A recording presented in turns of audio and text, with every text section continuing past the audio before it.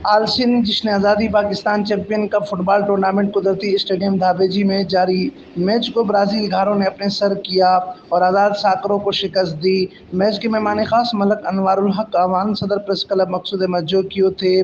Football tournament organiser Dawood Shah Khan, जबकि दीगर मेंबरान में उस्मान खान, सईद बादशाह, सज्जाद लाशारी, हफीज़ जोकियो, सिकंदर नियाज व दीगर हैं।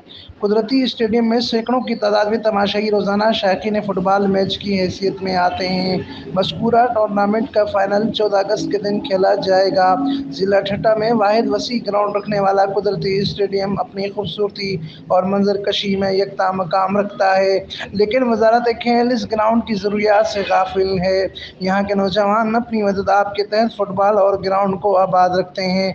ज़रूरत इस अमर की है कि सिंध हुकूमत और वज़ीर खेल दाबेजी के कुदरती स्टेडियम की ज़रूरियात को तवज्जो देते हुए नौजवानों की उमंगों पर मेहरबान हों। अमीन फ़ारूकी, फ़ायरस्टोन न्यूज़ नेटवर्क, ठट्टा, सिंध।